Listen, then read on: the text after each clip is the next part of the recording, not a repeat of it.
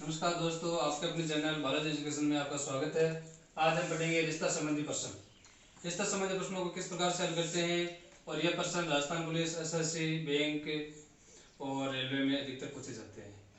तो इनको प्रश्नों को हल करने का तरीका यही है कि जहाँ से प्रश्न की शुरुआत हो रही है उसमें अपने आप को मानेंगे तो प्रश्न हल करने में हमें आसानी रहेगी। तो अर्थात सबसे पहले अपने आप स्वयं को मानना है।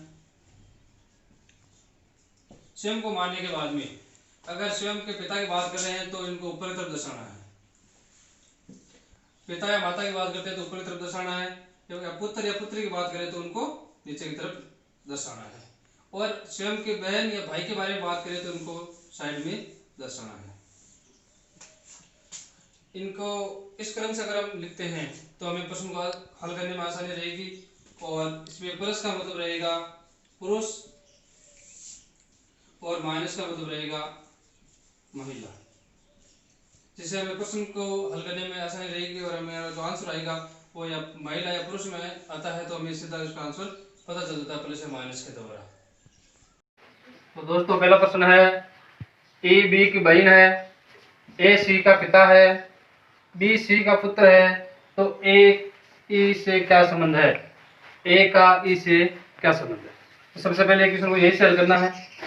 इस प्रकार से पहले बताया हुआ है कि स्वयं को मानते हुए अगर पिता की बात करता है तो ऊपर की तरफ और अपने पुत्र की बात करता है तो नीचे की तरफ चलना है। उसी हिसाब से इस प्रश्न को भी हल करना है। सबसे पहले लिखा हुआ है कि ए बी की बहन है, बी की बहन है ई, तो यह हो गया बी। बी की बहन है, बहन के लिए ये हो गया ई बहन है, ये माइनस का साइन दर्शा दिया। माइनस प्लस के लिए पुरुष हो जाएगा और माइनस के लिए महिला हो जाएगी। बी के बारे में बताया हुआ नहीं है कि बी पुत्र है या पुत्री है, तो इसको ऐसे छोड़ देते हैं। उसके बाद में आगे लिखा हुआ है ए सी का पिता है, ए सी का पिता, तो ए सी का नहीं लिख सकते क्योंकि हमें पता नहीं है कि भाई सी कहाँ बैठेगा और ए कहाँ बैठेगा, इसको छोड़ते हैं। फिर आगे चलते हैं। आगे लिखा हुआ है बी सी का पुत्र है, सी का पुत्र कौन है? बी, तो बी का क्या हो गया? पिता हो गया सी,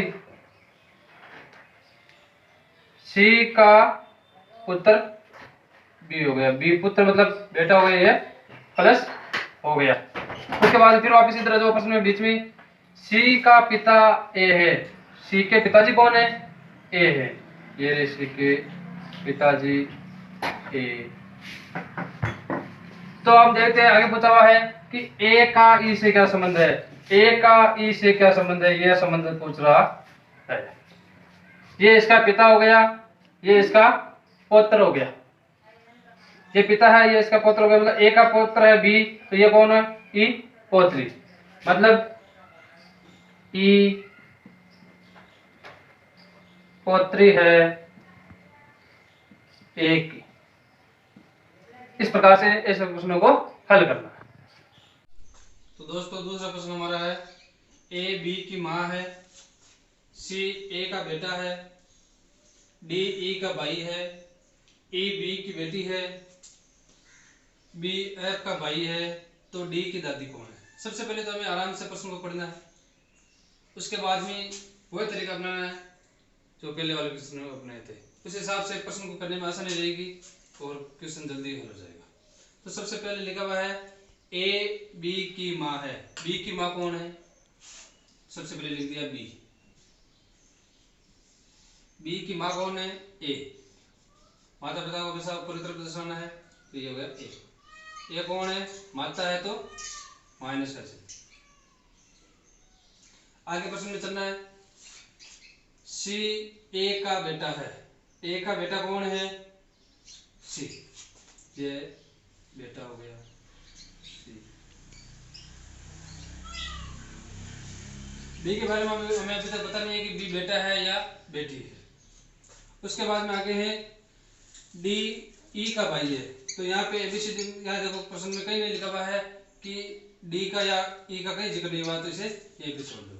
आगे लिखा हुआ है ई बी की बेटी है, बी की बेटी कौन है?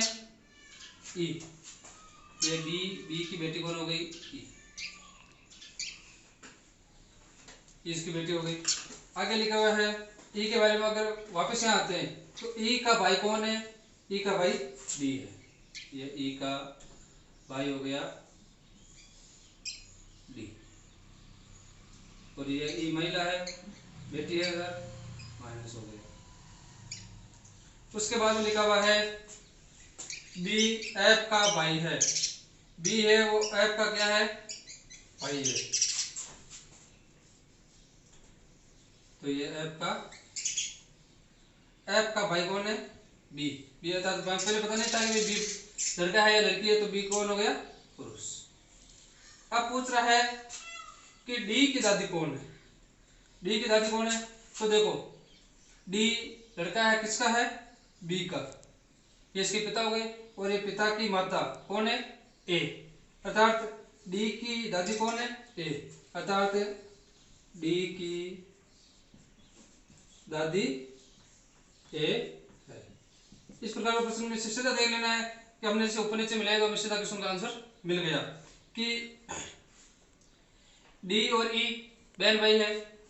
अब डी का पिता बी है और ई का पिता भी बी है, लेकिन बी की माता कौन है, ए। बी की माता ए है जो डी की क्या लग रही है, तो डी कौन है, डी बी का बेटा है तो इसकी दादी हो गई, अर्थात डी की दादी कौन है, ए।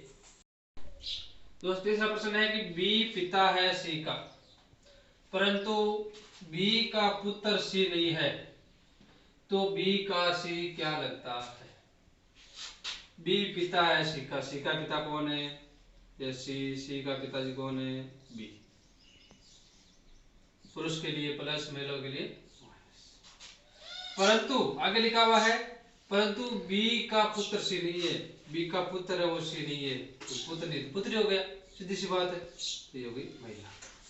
तो बी का सी क्या लगता है, बी का सी क्या लगता है, पुत्र लग जाएगा, बी का सी पुत्री है।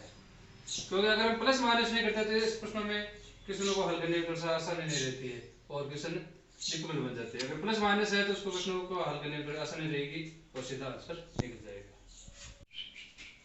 चौथा प्रश्न है हमारा, पी टी का पिता है, टी एम की पुत्री है, एम के की पुत्री है, पी का के से क्या संबंध है। प्रश्न को आराम से पढ़ने के बाद में सीधा वही तरीके से प्रश्न को करना है कि पी टी का पिता है, टी का पिता कौन है, ये टी, टी का पिता पी हो, टी कौन है, पिता, पिता के लिए पुरुष के लिए प्लस और महिलाओं के लिए माइनस। आगे लिखा हुआ है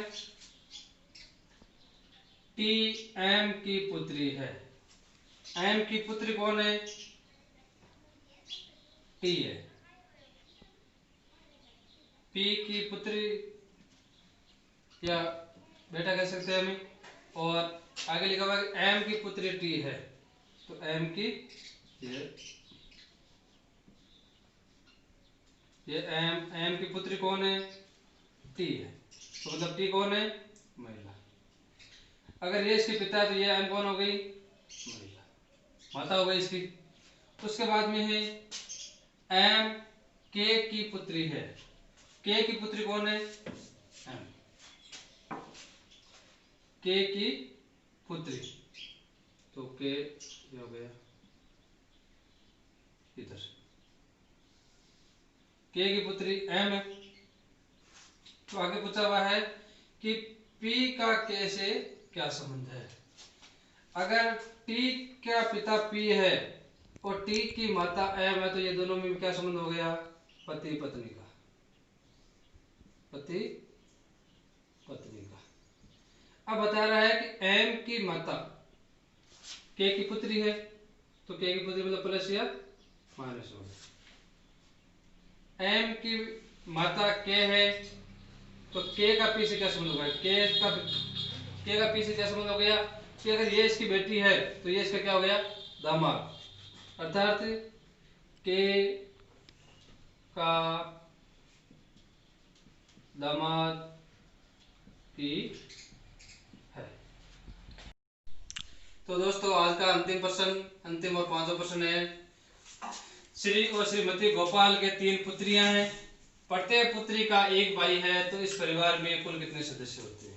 ऐसा प्रश्न अधिकतर एसएससी में पूछा जाता है, बहुत ही कन्फ्यूज प्रश्न है। इसमें कंफ्यूज वाली लाइन डाली हुई है यहाँ पे कि प्रत्येक पुत्री का एक भाई है। तो सबसे पहले क्वेश्चन को हल किस प्रकार से करना है, पहले पूरे प्रश्न को आराम से पढ़ लेना है। उसके बाद में श्री और श्रीमती गोपाल के 3 पुत्रियां हैं। श्री और श्रीमती गोपाल, ये तो हो गया श्री प्लस और ये हो गई श्रीमती गोपाल, ये हो गई महिला। अब लिखा हुआ है कि श्री और श्रीमती गोपाल के 3 पुत्रियां हैं। इन दोनों के 3 पुत्रियां हैं।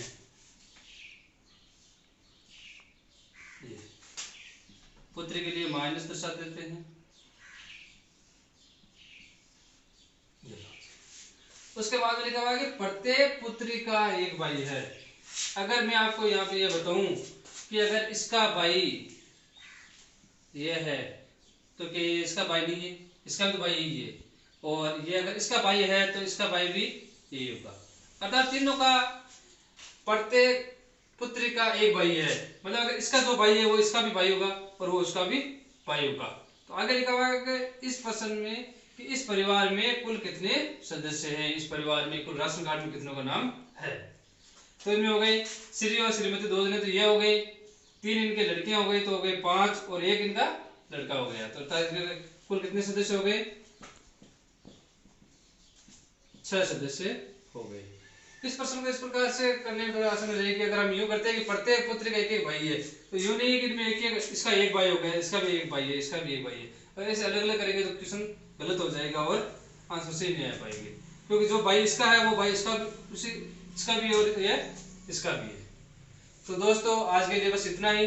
आप मेरे चैनल को ज़्यादा से ज़्यादा सब्सक्राइब करें, लाइक, कमेंट और शेयर करें।